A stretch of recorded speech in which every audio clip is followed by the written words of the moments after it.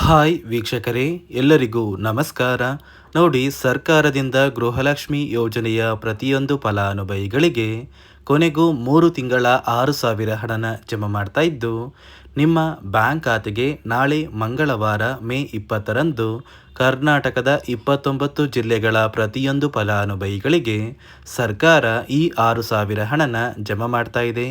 ಅದೇ ರೀತಿ ಕಾಂಗ್ರೆಸ್ನ ಸಚಿವರೊಬ್ಬರು ಗೃಹಲಕ್ಷ್ಮಿ ಯೋಜನೆಯ ಪ್ರತಿಯೊಂದು ಫಲಾನುಭವಿಗಳಿಗೆ ಭರ್ಜರಿ ಗುಡ್ಡಿಸ್ನ ಕೊಟ್ಟಿದ್ದು, ಗೃಹಲಕ್ಷ್ಮಿ ಯೋಜನೆಯ 2,000 ಹಣನ 4,000 ಹಣಕ್ಕೆ ಏರಿಕೆ ಮಾಡ್ತಾ ಇದ್ದಾರೆ.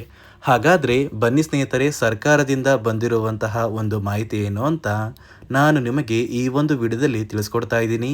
ಅದಕ್ಕಿಂತ ಮೊದಲು ನೀವೇನಾದ್ರೂ ಇನ್ನೂ ಕೂಡ ನನ್ನ ಚಾನಲ್ನ ಸಬ್ಸ್ಕ್ರೈಬ್ ಆಗಿಲ್ಲ ಅಂದರೆ ದಯವಿಟ್ಟು ಪ್ರತಿಯೊಬ್ಬರು ಚಾನಲ್ನ ಸಬ್ಸ್ಕ್ರೈಬ್ ಮಾಡ್ಕೊಳ್ಳಿ, ಹಾಗೆ ವಿಡಿಯೋಗೆ ಒಂದು ಲೈಕ್ನ ಕೊಡಿ. ಹೌದು ವೀಕ್ಷಕರೇ, ಗೃಹಲಕ್ಷ್ಮಿ ಯೋಜನೆಯ ಪ್ರತಿಯೊಂದು ಫಲಾನುಭವಿಗಳಿಗೆ ಕೊನೆಗೂ ಸರ್ಕಾರದಿಂದ 3 ತಿಂಗಳ 6,000 ಹಣನ ಜಮಾ ಮಾಡ್ತಾ ಇದ್ದಾರೆ. ಅಂದರೆ ನಿಮ್ಮ ಬ್ಯಾಂಕ್ ಖಾತೆಗೆ ಮಾರ್ಚ್ ತಿಂಗಳ ಹಣ, ಏಪ್ರಿಲ್ ತಿಂಗಳ ಹಣ ಹಾಗೂ ಮೇ ತಿಂಗಳ ಹಣ, ಒಟ್ಟು 3 ತಿಂಗಳ 6,000 ಹಣನ ಜಮಾ ಮಾಡ್ತಾ ಇದ್ದು, ನಿಮ್ಮ ಬ್ಯಾಂಕ್ ಖಾತೆಗೆ ಮೇ 20 ಮಂಗಳವಾರದಿಂದ ಸರ್ಕಾರ ಈ ಒಂದು ಹಣನ ಜಮಾ ಮಾಡ್ತಾ ಇದ್ದು, ಗೃಹಲಕ್ಷ್ಮಿ ಯೋಜನೆಯ ಹಣದ ಜೊತೆಗೆ ಅನ್ನಭಾಗ್ಯ ಯೋಜನೆಯ ಕಳೆದ 5 ತಿಂಗಳ ಪೆಂಡಿಂಗ್ ಇರುವ 2,000 ಹಣ ಕೂಡ ಪ್ರತಿಯೊಂದು ಫಲಾನುಭವಿಗಳಿಗೆ ಸರ್ಕಾರ ಜಮಾ ಮಾಡ್ತಾ ಇದೆ. ಅದೇ ರೀತಿ ಕಾಂಗ್ರೆಸ್ನ ಸಚಿವರೊಬ್ಬರು ಗೃಹಲಕ್ಷ್ಮಿ ಯೋಜನೆಯ ಪ್ರತಿಯೊಂದು ಫಲಾನುಭವಿಗಳಿಗೆ ಒಂದು ಮುಖ್ಯವಾದ ಭರ್ಜರಿ ಗುಡ್ಡಿಸ್ನ ಕೊಟ್ಟಿದ್ದು, ನಿಮ್ಮ ಬ್ಯಾಂಕ್ ಖಾತೆಗೆ ಪ್ರತಿ ತಿಂಗಳು ಗೃಹಲಕ್ಷ್ಮಿ 2,000 ಹಣ ಏನು ಜಮಾ ಆಗ್ತಾ ಇದೆ, ಈ ಒಂದು ಹಣನ ಇನ್ನು ಮುಂದೆ ಪ್ರತಿ ತಿಂಗಳು 4,000 ಹಣಕ್ಕೆ ಏರಿಕೆ ಮಾಡ್ತಾ ಇದ್ದೀವಿ ಅಂತ ಪ್ರತಿಯೊಂದು ಫಲಾನುಭವಿಗಳಿಗೆ ಒಂದು ಮಾಹಿತಿನ ಕೊಟ್ಟಿದ್ದಾರೆ. ಹಾಗಾದರೆ ನೀವು ಕೇಳಬಹುದು ಸ್ನೇಹಿತರೆ, ನಮ್ಮ ಬ್ಯಾಂಕ್ ಖಾತೆಗೆ ಹೇಗೆ ಸರ್ಕಾರ 4,000 ಹಣನ ಜಮಾ ಮಾಡುತ್ತೆ ಅಂತ. ನೋಡಿ ಸ್ನೇಹಿತರೆ, ಸರ್ಕಾರದಿಂದ ಬಂದಿರುವಂತಹ ಒಂದು ಮಾಹಿತಿಯ ಪ್ರಕಾರ ಮುಂದೆ ಬರುವಂತಹ ಒಂದು ಲೋಕಸಭಾ ಚುನಾವಣೆಯಲ್ಲಿ ನೀವು ಕಾಂಗ್ರೆಸ್ ಸರ್ಕಾರಕ್ಕೆ ಮತ ನೀಡಿ ಮತ್ತೆ ಕಾಂಗ್ರೆಸ್ ಸರ್ಕಾರ ಅಧಿಕಾರಕ್ಕೆ ಬಂದರೆ ಈ ಗೃಹಲಕ್ಷ್ಮಿ ಯೋಜನೆಯ 2,000 ಹಣನ 4,000 ಹಣಕ್ಕೆ ಏರಿಕೆ ಮಾಡ್ತೀವಿ ಅಂತ ಒಂದು ಮಾಹಿತಿನ ಕೊಟ್ಟಿದ್ದಾರೆ. ಸದ್ಯಕ್ಕೆ ಪ್ರತಿ ತಿಂಗಳು ನಿಮ್ಮ ಬ್ಯಾಂಕ್ ಖಾತೆಗೆ 2,000 ಹಣ ಜಮಾ ಆಗ್ತಾ ಇದ್ದು, ನಿಮ್ಮ ಬ್ಯಾಂಕ್ ಖಾತೆಗೆ ಮೇ 20 ಮಂಗಳವಾರದಿಂದ ಈ 6,000 ಹಣ ಜಮಾ ಆಗಲಿದೆ.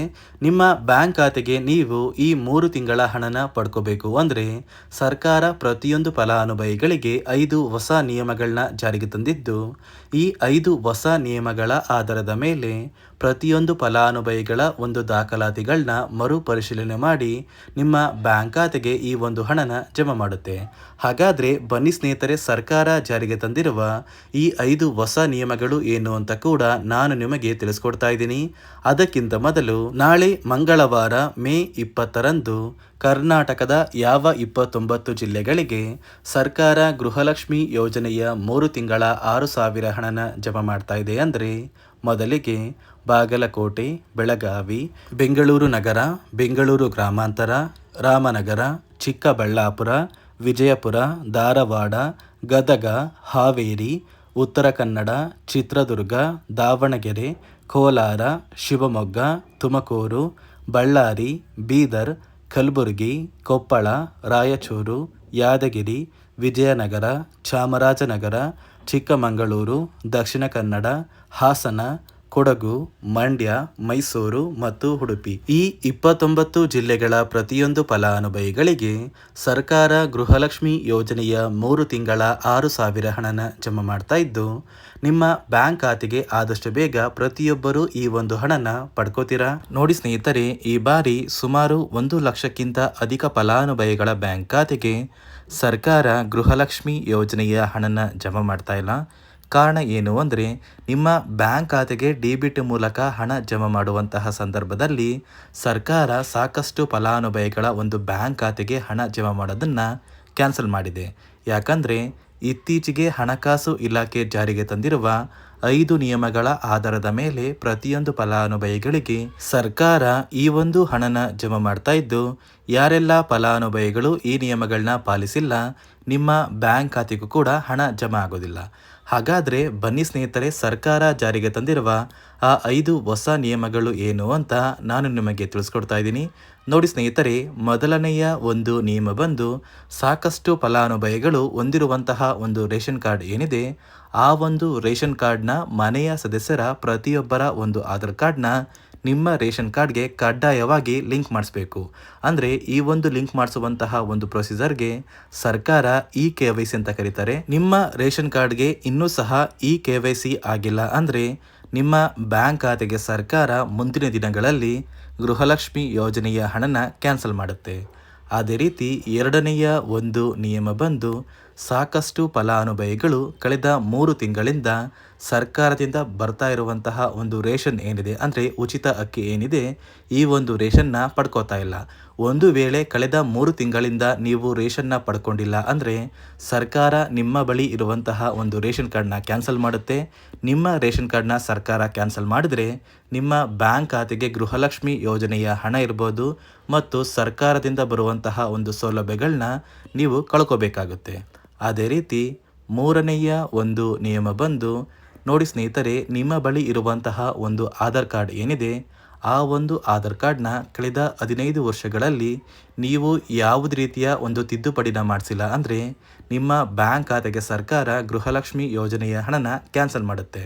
ಯಾಕಂದರೆ ಸರ್ಕಾರದಿಂದ ಬಂದಿರುವಂತಹ ಒಂದು ಆದೇಶದ ಪ್ರಕಾರ ಪ್ರತಿಯೊಂದು ಫಲಾನುಭವಿಗಳು ಕಳೆದ 15 ವರ್ಷಗಳಲ್ಲಿ ಯಾವುದೇ ರೀತಿಯ ಒಂದು ತಿದ್ದುಪಡಿನ ನಿಮ್ಮ ಆಧಾರ್ ಕಾರ್ಡ್ಗೆ ನೀವು ಮಾಡಿಸಿಲ್ಲ ಅಂದರೆ ಕಡ್ಡಾಯವಾಗಿ ಆದಷ್ಟು ಬೇಗ ನಿಮ್ಮ ಆಧಾರ್ ಕಾರ್ಡ್ಗೆ ತಿದ್ದುಪಡಿನ ಮಾಡಿಸಿ.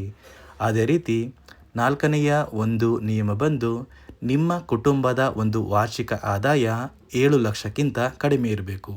ಒಂದು ವೇಳೆ ನಿಮ್ಮ ಕುಟುಂಬದ ವಾರ್ಷಿಕ ಆದಾಯ 7 ಲಕ್ಷಕ್ಕಿಂತ ಜಾಸ್ತಿ ಇದ್ದರೆ ನಿಮ್ಮ ಬ್ಯಾಂಕ್ ಖಾತೆಗೆ ಸರ್ಕಾರ ಗೃಹಲಕ್ಷ್ಮಿ ಯೋಜನೆಯ ಹಣನ ಕ್ಯಾನ್ಸಲ್ ಮಾಡುತ್ತೆ. ಅದೇ ರೀತಿ ಐದನೆಯ ಒಂದು ನಿಯಮ ಬಂದು ನಿಮ್ಮ ಕುಟುಂಬದ ಸದಸ್ಯರು ಅಥವಾ ಗೃಹಲಕ್ಷ್ಮಿ ಯೋಜನೆಯ ಫಲಾನುಭವಿಗಳು ಯಾರು ಕೂಡ ಸರ್ಕಾರಿ ನೌಕರರಾಗಿ ಕಾರ್ಯನಿರ್ವಹಿಸ್ತಾ ಇರಬಾರ್ದು. ಒಂದು ವೇಳೆ ನಿಮ್ಮ ಕುಟುಂಬದಲ್ಲಿ ಯಾರೇ ಆಗಿದ್ರೂ ಸರ್ಕಾರಿ ನೌಕರರಾಗಿ ಕಾರ್ಯನಿರ್ವಹಿಸ್ತಾ ಇದ್ದರೆ ನಿಮ್ಮ ಬ್ಯಾಂಕ್ ಖಾತೆಗೆ ಗೃಹಲಕ್ಷ್ಮಿ ಯೋಜನೆಯ ಹಣ ಕ್ಯಾನ್ಸಲ್ ಆಗುತ್ತೆ. ಈ 5 ನಿಯಮಗಳ ಆಧಾರದ ಮೇಲೆ ಪ್ರತಿಯೊಂದು ಫಲಾನುಭವಿಗಳಿಗೆ ಸರ್ಕಾರ ಹಣ ಜಮಾ ಮಾಡ್ತಾ ಇದೆ. ಒಂದು ವೇಳೆ ನೀವು ಈ 5 ನಿಯಮಗಳನ್ನ ಪಾಲಿಸಿಲ್ಲ ಅಂದರೆ ನೀವು ಕೂಡ ಗೃಹಲಕ್ಷ್ಮಿ ಯೋಜನೆಯ ಹಣದಿಂದ ವಂಚಿತರಾಗಬೇಕಾಗುತ್ತೆ. ನೋಡಿ ಸ್ನೇಹಿತರೆ, ನಾಳೆ ಮಂಗಳವಾರ ಮೇ 20ರಿಂದ ಕರ್ನಾಟಕದ 29 ಜಿಲ್ಲೆಗಳ ಪ್ರತಿಯೊಂದು ಫಲಾನುಭವಿಗಳಿಗೆ ಸರ್ಕಾರ 3 ತಿಂಗಳ 6,000 ಹಣನ ಜಮಾ ಮಾಡ್ತಾ ಇದ್ದು, ಪ್ರತಿಯೊಂದು ಫಲಾನುಭವಿಗಳು ಮೇ 25ರಷ್ಟರಲ್ಲಿ ನಿಮ್ಮ ಬ್ಯಾಂಕ್ ಖಾತೆಗೆ ಸೇರಬೇಕಾಗಿರುವಂತಹ ಈ 6,000 ಹಣನ ಆದಷ್ಟು ಬೇಗ ಪಡ್ಕೋತೀರಾ ಅಂತ ಹೇಳ್ತಾ, ಇದಿಷ್ಟು ಗೃಹಲಕ್ಷ್ಮಿ ಹಾಗೂ ಅನ್ನಭಾಗ್ಯ ಯೋಜನೆಯ ಪ್ರತಿಯೊಂದು ಫಲಾನುಭವಿಗಳಿಗೆ ಸರ್ಕಾರದಿಂದ ಬಂದಿರುವಂತಹ ಒಂದು ಹೊಸ ಮಾಹಿತಿಯಾಗಿದೆ. ನಾನು ಕೊಟ್ಟಿರುವಂತಹ ಮಾಹಿತಿ ನಿಮಗೆ ಇಷ್ಟ ಆಗಿದ್ದಲ್ಲಿ ದಯವಿಟ್ಟು ಪ್ರತಿಯೊಬ್ಬರು ನನ್ನ ಚಾನಲ್ನ ಸಬ್ಸ್ಕ್ರೈಬ್ ಮಾಡ್ಕೊಳ್ಳಿ, ಹಾಗೆ ವಿಡಿಯೋಗೆ ಒಂದು ಲೈಕ್ನ ಕೊಡಿ.